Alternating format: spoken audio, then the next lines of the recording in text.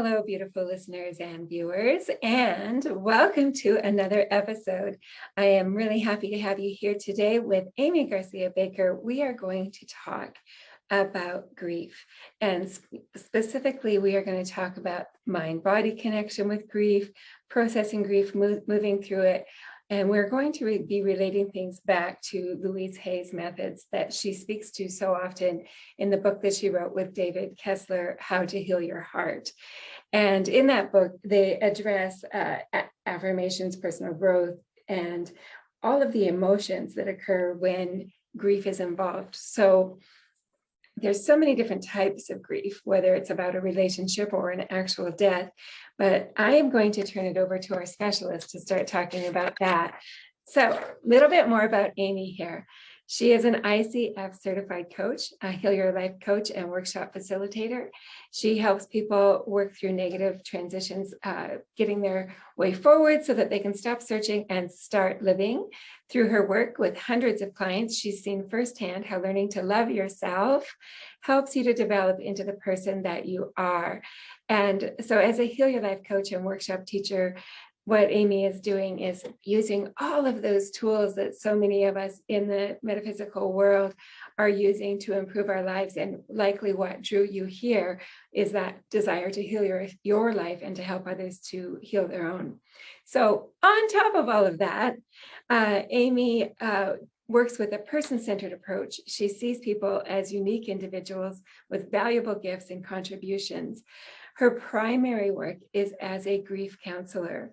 And you can find more about Amy at amygarciabaker.com. So that's just like it sounds, amygarciabaker.com. And she has her email address there, a place for you to get a hold of her. And she always has something in the queue, something going on. So she will take great care of you if this is a topic that is of importance to you. So welcome to the show, Amy. Thanks, Victoria. So I'm happy to be here. Oh, so happy to have you. I've really been looking forward to this. And being that you are such an expert, I am going to just start off with having you talk to the listeners and viewers a bit about your experience with the book, How to You Can Heal Your Heart, Find Peace After a Breakup, Divorce, or Death by David Kessler and Louise Hay. And then if you could transition from there into different types of grief. Yeah, for sure. So the book is an excellent read for anybody who is experiencing loss due to death or non-death, if they're grieving for any of those reasons. And it talks a lot about how you don't have to suffer through grief, you know, that it is one of the hardest things anyone will have to experience, but it doesn't have to be, you don't have to suffer through it. You can think about how you're thinking in terms of your grief and change those thoughts, just to like a lot of the other work that Louise has put out. And so it doesn't mean that it's not it doesn't mean that it's diminishing your grief in any way whatsoever, but it's just looking at how you're thinking about it and allowing you to move through it in a more gentler way, if that makes sense. It does, absolutely. And so when you talk about the non-death grief, what does that look like generally? Non-death grief could be from any loss, really. When we have a loss, it could be a job loss, a relationship loss, a breakup, like anything where something in your life is changing. So it could be a number of reasons. So there's a lot of non-death losses that we experience grief in, and sometimes we don't realize that maybe that's what we're experiencing in, because grief mimics a lot of things like depression and burnout. So just being aware that that grief can be present in those losses. That's a really good point. I'm thinking back as you're talking to when my oldest son moved out on his own, and he was so excited. And I remember him, taking his stuff and, making all these trips back and forth. And then the last trip, he was gone. And I remember like dropping to the floor in the hallway, and I'm getting choked up. And just that overwhelming sense of, he just left me. And then there was this whole, but I should be celebrating, right? Phew, got one out of the nest, right? And I should be happy for him. And this is silly. How could I possibly have grief over a child leaving? Grief is reserved for bigger things in life. And so I'm really glad that you have given us all the permission to acknowledge those events as grief. Maybe it's your little one going off to kindergarten. Yeah, exactly. And those are perfect examples where we don't really realize that grief is a valid expression of what we're feeling. Like, really, grief is our love being expressed. So when you have that change, or that that one of your children leaving the nest, it is a big change. And sure, they're still alive, but everything is changing. Life is no longer as it was. Right. And that's a great description. Life is no longer as it was. And I love what you said. Grief is an expression of love. I've never heard that before. Grief is an expression of love. Tell us more about that, okay? How does that show up? Yeah, well, just as an example, you wouldn't necessarily grieve something that you didn't have an attachment or connection with. I'm trying to think of an example. You might feel sadness or something for something that happened, but you don't maybe not feel that grief, or it may not. Maybe like so maybe trading in a car and getting a new one. You're yes. Like, that car, we went a lot of miles together, but not tapping into that emotion of love, right? We may say, I loved that car, but it wasn't a love emotion, right? More of a love expression. Yes, that's a good example. Or I'm trying to think of something else. Like, sorry, the examples are escaping me, but it is, if you don't have that love emotion, or like if you think of like a loved one that you've lost, like how many years that person's been with you, mm-hmm. and how much love you have for them. If you didn't have that connection or love in some way, then you wouldn't necessarily feel the grief the way that. So let's talk about that. Let's talk about death, loss, grief. And if you could, I think what comes to my mind is, people say, it's been 2 years, 10 years, 20 years. I shouldn't be feeling like this. And also you used the word suffer earlier. You don't have to suffer. With the people I've lost in my life, I suffered. And so can you kind of walk us through maybe those different, I want to say stages, but maybe not the traditional stages that we would relate to Elizabeth Kubler-Ross's work, but through different, first of all, there's that finding out, the shock of it all. Can you talk about that level of grief? Yeah. And this could be relevant to non-death grief as well, that initial shock. And sometimes in that initial shock, you feel numbness or disoriented or disbelief in what's happened, because your normal is now no longer normal. Like, everything in your life has changed. And then it can go into, and again, grief is not a linear process. It's not meant to be looked at as, okay, I've done that and I'm going to move on to the next step. It can cycle. So as I'm describing this, just realize you can be at any stage at any point in your life. So it can go on into after that disbelief and that numbness subsides, it can go into a place of kind of chaos where you don't feel normal. Maybe like a lot of people will come and say, I feel crazy. Like, I don't feel like myself. And that is normal. Like, those emotions can come up: sadness, anger, that love, like search for meaning. And so after that, there becomes sometimes a level of acceptance and getting used to what the new normal is and new beginnings, and realizing that life is forever changed, but it's okay to begin living life again fully as you're grieving fully. And that's something that David Kessler says a lot. We don't have to immerse ourselves in grief without living fully. We can experience joy alongside our grief. And a lot of times I hear from clients is, oh, I feel like I shouldn't be experiencing joy or pleasure or happiness when I've had such a huge loss. But really, life is about experiencing all of the emotions and feelings, and it's okay to experience them alongside each other. So for those people who do get stuck in that guilt of, I shouldn't have just been laughing, right? I shouldn't feel like I can go on with life. I shouldn't go on a vacation. All of these different I shouldn'ts, right? And the person's dealing with the guilt of all of that. We can say to them, it's okay to feel joy. It's okay to feel happy. It's okay to go on vacation. And they probably understand that at a head level. Mm-hmm. But how does one really deal with the guilt?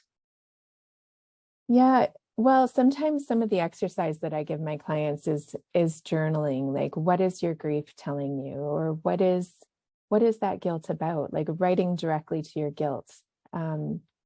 And where that guilt is coming from. It is guilt, and the what ifs are really hard with grief because they're often felt, whether it's guilt for not wanting to move on with life, or I'm here and they're gone, or guilt of like, I could have done more while they were here.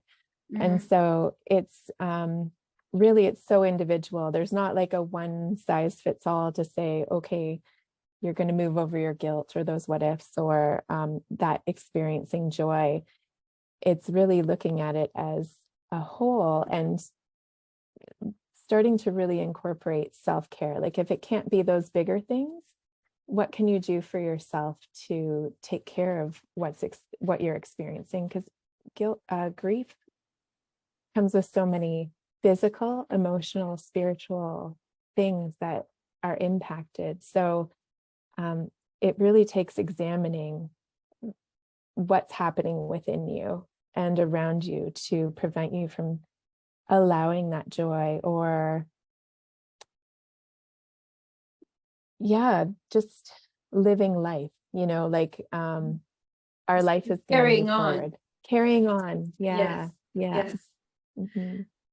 So when you mentioned the body there. So when grief is showing up for someone in their body, have you noticed any typical patterns with your clients or how it might typically show up? It's interesting. A lot of times there's this weight on the chest and it kind of goes into the throat, and it's almost like it's ready to come out, but it just has nowhere to go. And so another thing that I've offered is healing touch to help remove that energy, because it can feel like just a weight on the chest, a heaviness. Mm-hmm.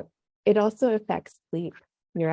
People can either sleep too much or too little, feel exhausted, have the emotion expressed through crying or anger, or not any emotion. Like it really shows up in different ways. There can be headaches or soreness, but a lot of what I hear is that heavy, that heaviness in the chest and the throat. And when I think about the non-death grieving events in my life, I think anxiety as well. It's showing up as anxiety in my body. Yes. Yeah. And that can definitely show up. Like if you think of even how depression shows up in the physical body, or or any of the bodies, spiritual, mental, emotional, it's very similar. So yes, anxiety definitely can be one of them for sure. So one of the tools that you give your clients to help at any stage is journaling. And what are some other tools that you have found that are helpful? Well, it depends. Like if they're some of the things that we like at where I work, we try to encourage people to find what helps their whole body. So sometimes physical exercise will tick all the boxes for the spiritual, mental, emotional. So if you could find ways that can support all aspects of you. So whether it's walking in nature and helping process that way, being more connected with yourself. The journaling is a big one. Support groups, speaking to other people is I find a lot of people who have experienced a loss of any kind want to feel like they're not alone. So speaking to other people that have experienced the same or similar loss, and talking to people, like talking to somebody who is not in your inner circle is always sometimes helpful. I hear a lot about people not wanting to burden their friends and family with what they're feeling and experiencing. So just talking to somebody can also help. When you said that, it reminds me of someone that I spoke to recently, a young girl in her early 20s, and her father died suddenly. And she was really stuck in a pattern, or is still, of I have to take care of everybody else. And do you see that a lot with grief? And how does one work through that? Yeah, that's a big one where a lot of people will put their grief aside because everyone around them is also grieving. And so they feel that they have to be that support for them. So that is a challenging one. It's great if they come in to see me because it gives them a place of support and a place where they can put grief on their calendar. Because if they're taking care of everyone else, then it's hard to do it outside of that time they're putting aside for themselves. You know, you said something really interesting there, putting grief on their calendar. And I think that's so important when I think of the grief I've experienced in my life. If I know, Tuesday at 2:00, I'm going to be working on my own grief. And as a client myself, I've thought about how my going to grief counseling is to get rid of my grief.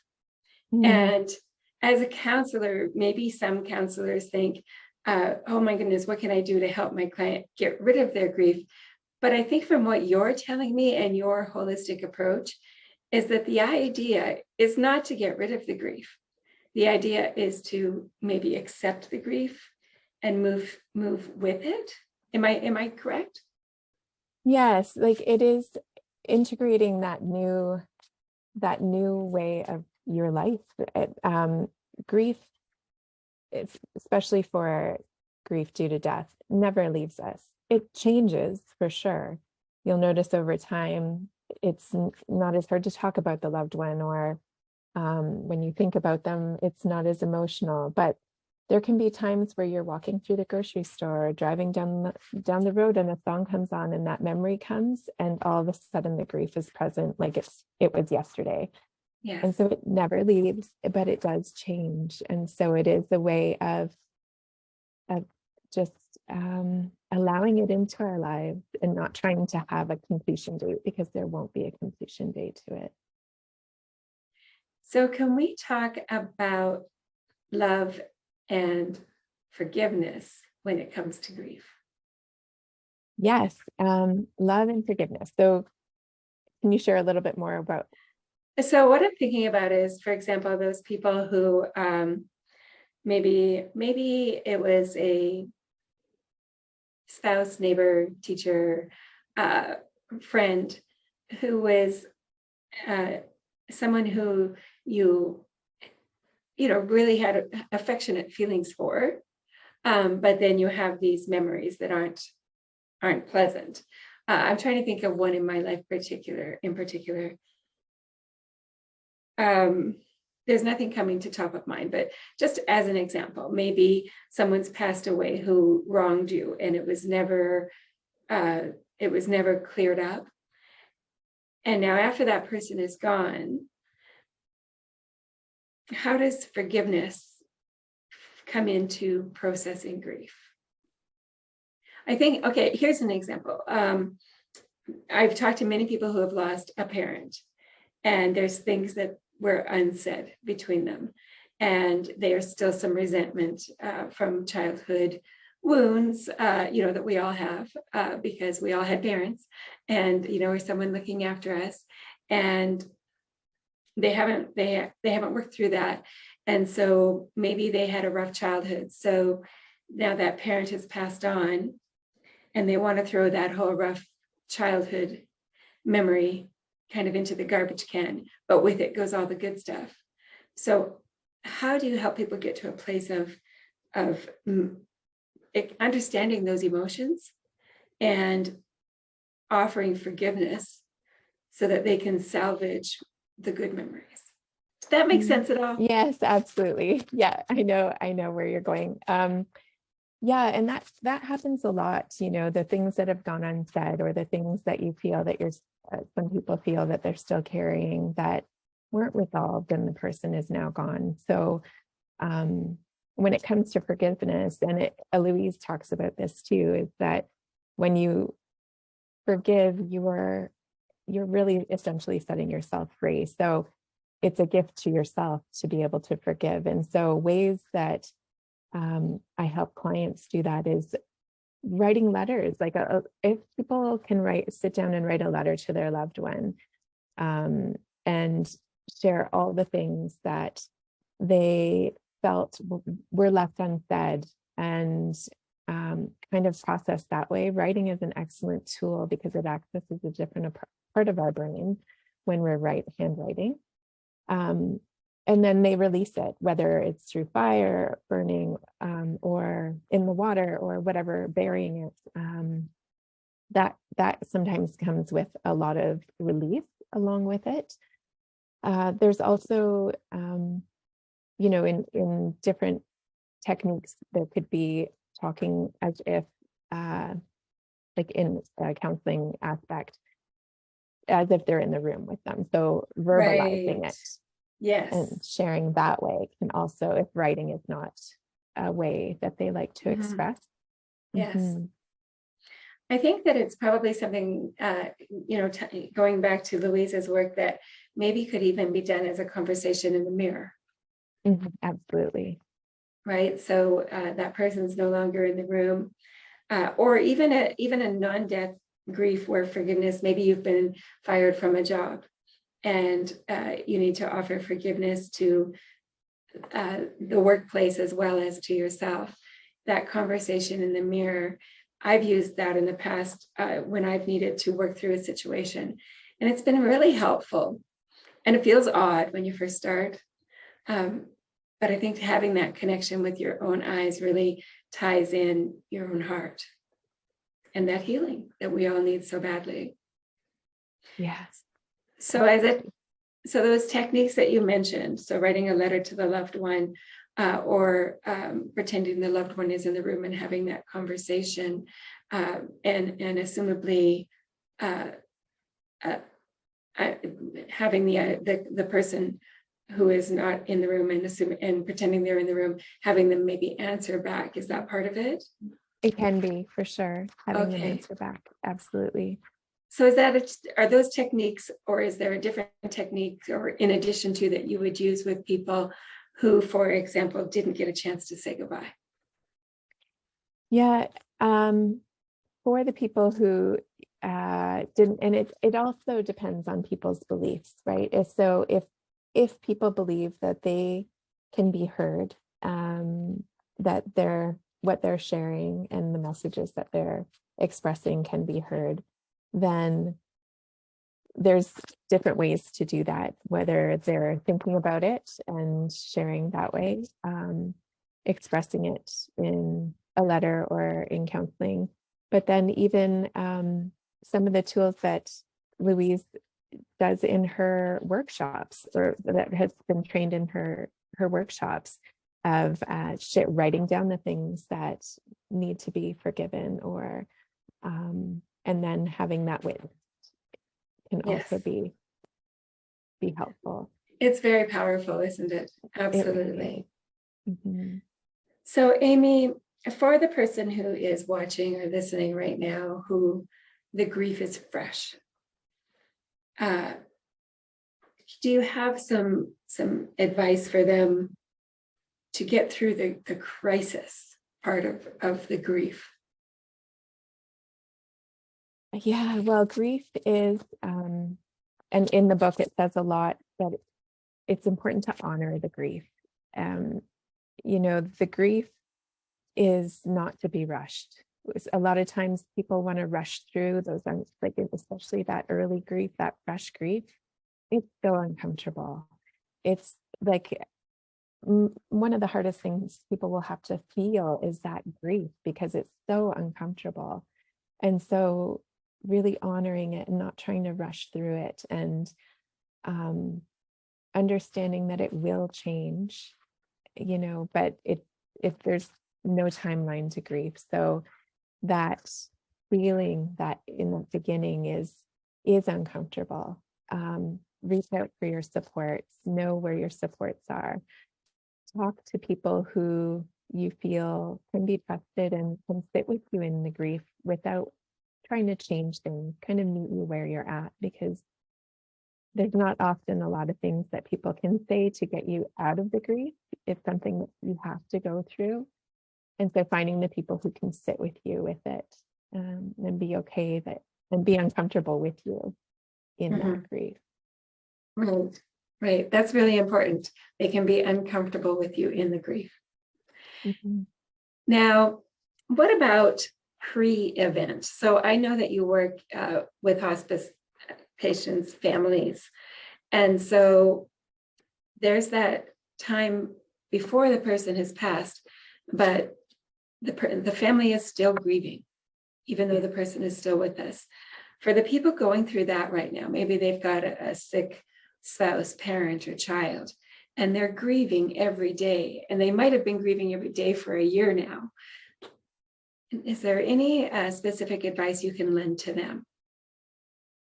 A lot of self-care is what comes to mind immediately, because when you are going through that anticipatory grief, a lot of times you're caring for so many things, and the care for yourself kind of gets put on the back burner. And that's when you need it the most, because there's usually a lot of moving pieces when somebody is in care or has a life-limiting illness.